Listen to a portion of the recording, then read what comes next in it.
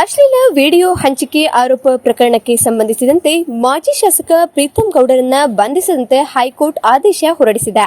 ಈ ಮೂಲಕ Preetham ಗೌಡಗೆ big relief ಸಿಕ್ಕಿದೆ ಹಾಗೂ ಪ್ರಕರಣದ ಬಗ್ಗೆ ತನಿಖೆ ಮುಂದುವರಿಸಲು ಎಸ್ಐಟಿಗೆ ತಿಳಿಸಿದ್ದು, ವಿಚಾರಣೆಗೆ ಸಹಕರಿಸಲು ಅರ್ಜಿದಾರ ಪ್ರೀತಂ ಗೌಡಗೆ ಹೈಕೋರ್ಟ್ ಸೂಚನೆ ನೀಡಿದೆ. ಹಾಸನ ಮಾಜಿ ಸಂಸದ ಪ್ರಜ್ವಲ್ ರೇವಣ್ಣ ಅವರಿಗೆ ಸಂಬಂಧಿಸಿದೆ ಎನ್ನಲಾದ ಅಶ್ಲೀಲ ದೃಶ್ಯಾವಳಿ ಒಳಗೊಂಡ ಪೆನ್ಡ್ರೈವ್ ಹಂಚಿಕೆ ಪ್ರಕರಣದಲ್ಲಿ ಪ್ರೀತಂ ಗೌಡ ವಿರುದ್ಧ ಪ್ರಕರಣ ದಾಖಲಾಗಿತ್ತು. ಪೆನ್ಡ್ರೈವ್ ಹಗರಣದ ತನಿಖೆ ನಡೆಸುತ್ತಿರುವ ಎಸ್ಐಟಿಗೆ ಹಾಸನ ಜಿಲ್ಲೆಯ ಮಹಿಳೆಯೊಬ್ಬರು ದೂರು ನೀಡಿದ್ದು, ಪ್ರಜ್ವಲ್ ರೇವಣ್ಣ ಮತ್ತು ಬಿಜೆಪಿ ಮಾಜಿ ಶಾಸಕ ಪ್ರೀತಂ ಗೌಡ ವಿರುದ್ಧ ಎಫ್ಐಆರ್ ದಾಖಲಿಸಲಾಗಿತ್ತು. ಹಾಗೆಯೇ ಪ್ರಕರಣಕ್ಕೆ ಸಂಬಂಧಿಸಿದಂತೆ ತನಿಖೆಗಾಗಿ ಪರಪ್ಪನ ಅಗ್ರಹಾರ ಸೆಂಟ್ರಲ್ ಜೈಲಿನಲ್ಲಿದ್ದ ಪ್ರಜ್ವಲ್ ಅವರನ್ನ ಬಾಡಿ ವಾರೆಂಟ್ ಮೇಲೆ ಎಸ್ಐಟಿ 4 ದಿನ ವಶಕ್ಕೆ ಪಡೆದುಕೊಂಡಿತ್ತು.